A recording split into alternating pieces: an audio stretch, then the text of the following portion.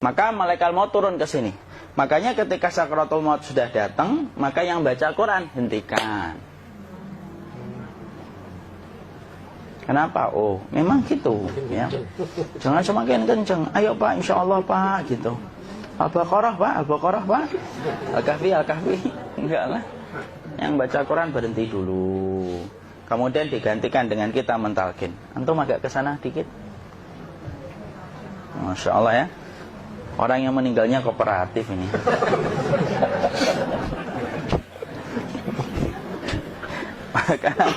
maka agak ke sini ya. Maka disunahkan kita untuk mentalkinnya. Nanti ketika mentalkin jangan terlalu sering, jangan terlalu membebani. Jangan terlalu sering itu la ilaha illallah, la ilaha illallah. Tidak gitulah. Berat nanti dia ngerasakan. Di situ Imam Qurtubi juga menyampaikan, jangan terlalu sering karena itu memberatkan dadanya. Jadi ketika mentalkin, saya sampaikan, boleh diganti atau enggak Ustadz? Enggaklah, talkin itu ibadah. Ibadah itu tauqifiyah. Tauqifiyah itu enggak usah diganti. Karena Rasulullah mengatakan, lakinu ala mautakum la ilaha illallah. Talkin orang yang meninggal di antara kalian dengan la ilaha illallah. Enggak usah diganti Allah Ustadz yang lebih singkat, lebih pendek. Enggak usah. Subhanallah Ustadz, enggak usah. Kenapa? Karena talqin sudah ditetapkan ucapannya oleh Nabi, begitulah kita mencontohnya. Jadi tidak usah diganti. Cara mentalqin, jadi kalau keadaan sudah tenang, tolong kalau sudah sakaratul maut jangan ditinggalkan.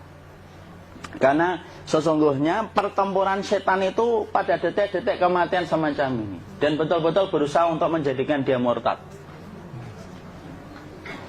Nanti makanya di situ di buku nanti dibahas kan, pertempuran setan itu sampai detik-detik orang mau mati itu sudah ayo kufur, murtad aja tuh, kamu sakit kan? Nah, itu kayak gitu.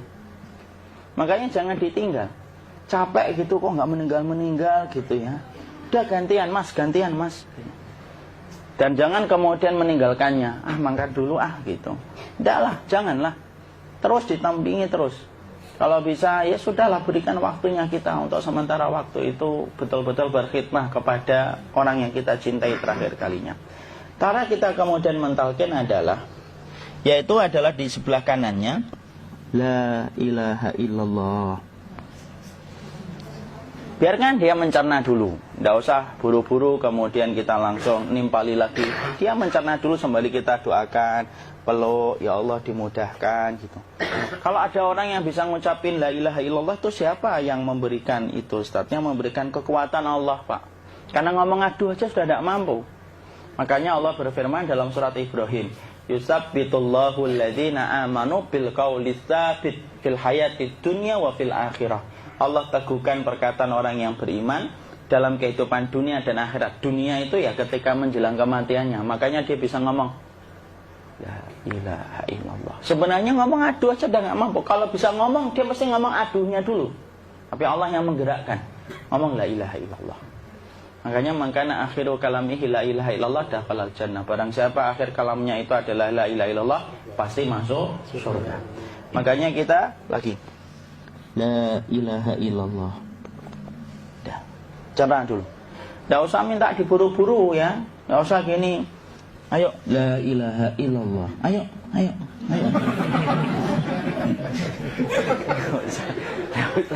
Enggak usah gitu. Ya, biarkan dia pelan-pelan gitu. Ayo tapak, ya Allah capek saya Pak. Enggak usah gitu. Dia ucapkan la ilaha illallah. Kemudian dia mencerna. Lalu kalau dia sudah mengatakan, untuk mengatakan la ilaha illallah. Nah, kalau sudah mengatakan la ilaha illallah, berarti sudah. Tidak usah ditalkin lagi, tidak usah. Belum meninggal juga Ustaz? Tidak apa-apa, biarin aja. Dia di situ aja. Kecuali dia ngomong lagi dan gak usah diajak ngomong alhamdulillah ya Pak, ya Allah gitu. Terus dia jawab alhamdulillah ya. Itu berarti ucapan terakhirnya alhamdulillah. Atau ketika habis ditalkin la ilaha illallah, dia ngelihat air. Nah itu berarti ucapan terakhirnya air. Talkin lagi, nggak usah marah. Aduh Pak minta air. Kuncinya mau minta air nanti aja dikubur gitu loh. Jangan gitu. Biarin aja, jangan kemudian setelah la ilaha illallah La ilaha illallah. Terus, ayo tutup, awas ya ngomong lagi ya. Nggak usah gitu juga. Maka kemudian setelah la ilaha illallah sudah, nggak usah diajak ngomong gitu. Terus kemudian nggak usah ada anaknya perempuan, ya Allah Pak, sudah bisa ngomong la ilaha illallah, usah gitu. Cukup dalam hati alhamdulillah gitu. Diam kita dengerin gitu. Disitulah nanti biasanya tadi detik dia terakhir. Dia nanti ngeliat di sini Pak, prosesnya itu. Nanti kaki langsung sebagian jempol dingin dia. Kaki, telapak kakinya langsung kalau kita ginikan dingin kayak kaki yang kena AC langsung. Kemudian dia langsung ningkup gini, dikit dia, mulai kaku dia. Atau kalau enggak, gini dia. Langsung kayak jatuh, kayak kepala nanti yang paling terakhir. Kepala itu pasti ada gerakannya Pak, ini meninggal itu. Pasti gitu. Pasti gitu. Karena apa? Sudah tidak ada beban ruh yang menahannya. Ya, cabut ya, set pelan, maka kemudian malaikat itu. Tapi tetap sakit lah. Walaupun dikatakan ringan, tetap sakit.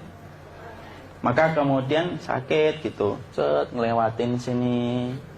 Jantung kemudian sudah tidak berfungsi. Kemudian ginjal Pak, ngelewatin ginjal tidak berfungsi. Bapak bayangkan kan, kalau yang pernah sakit batu ginjal Pak, sepakat nggak kalau kita batu ginjal itu sakitnya luar biasa Pak? Itu baru titik batu kecil di ginjal. Kita bisa bayangkan tiba-tiba ginjal tidak berfungsi. Sakitnya kayak apa Pak? Tiba-tiba ginjal nggak berfungsi, pankreas naik, kemudian tek jantung.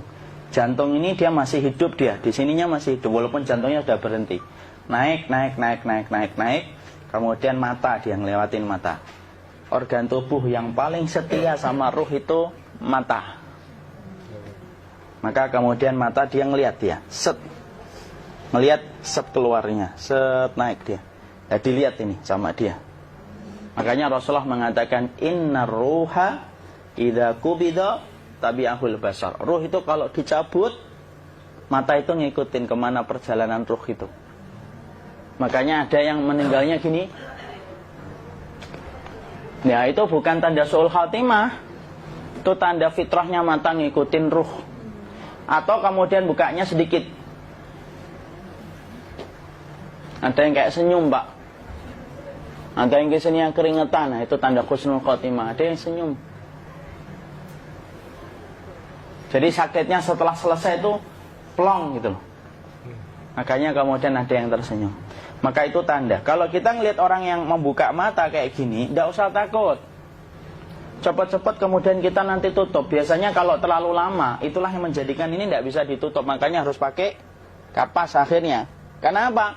Karena pas meninggal nggak langsung ditutup. Biasanya karena perawat takut, dokternya juga nggak tahu itu, dibiarin itu. Makanya ada beberapa mata yang ditutup pakai tensoplas kan? Sebenarnya kalau langsung bisa nutup dia, fitrahnya nutup mata itu. Jadi kemudian kita baca Allahumma firlahu warhamhu wa'afihi wa'fu'anhu atau bismillah wassalatu wassalamu ala rasulillah, tutup. Bismillah. Tidak usah takut. Kecuali buka lagi ya, ini baru kita kabur bareng. Kalau buka lagi Pak, insya Allah Pak, ya Allah ya kita kabur bareng-bareng Pak. Diusap Pak, diusap ini. Ini enggak disenggol gini enggak. Begini kan, sudah meninggal dunia. Tangan boleh begini, boleh diluruskan, enggak ada ketentuannya. Boleh gini, boleh kemudian lurus. Tidak usah disalahin kalau ada yang lurus. Lu itu tangannya gimana sih? Posisikan kayak sholat. Nah, ada perintah kayak gitu. Jadi kemudian dikondisikan saja. Terus maka kemudian dipijit-pijit, akiknya dikeluarin. Kemudian jamnya dilepas, gigi palsunya dilepas kalau ada. Ya. Kemudian apa setelah itu? Coba buku.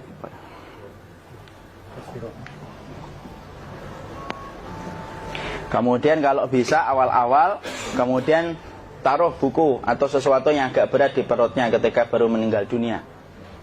Kenapa kemudian ditaruh kayak gini? Bukan apa-apa, supaya membantu sisa-sisa pencernaan dia untuk keluar. Nanti Pak, biasanya kalau kita taruh agak yang berat gini atau kemudian kita gini-gini kan, ini udah makan belum Akhi?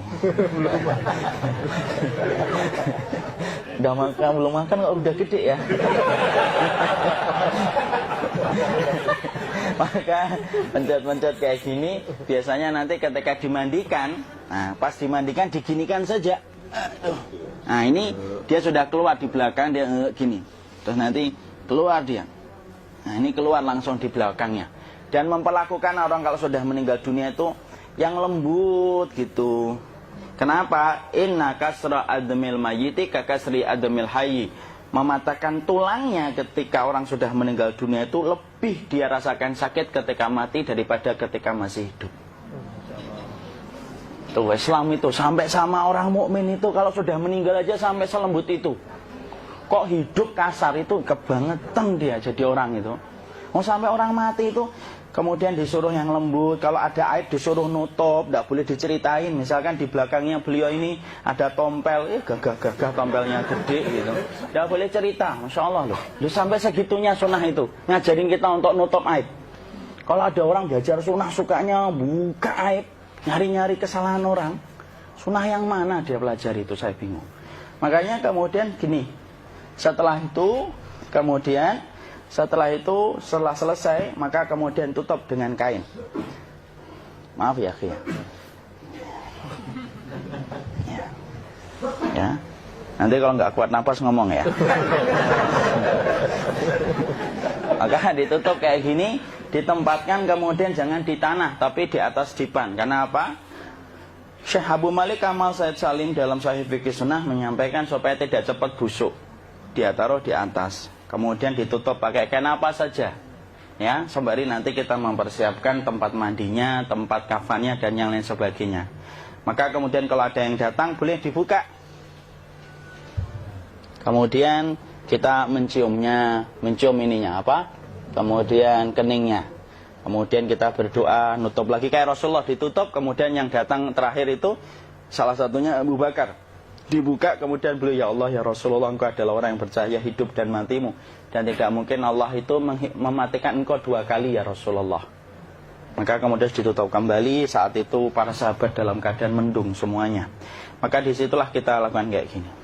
Ditutup gini ya. Kasihan tidak bisa napas, insya Allah tidak butuh napas lagi. Jadi kemudian kita semacam ini kita persiapkan apa yang bisa kita lakukan. Nah itulah proses kematian dari sakit, sakaratul maut sampai kematian.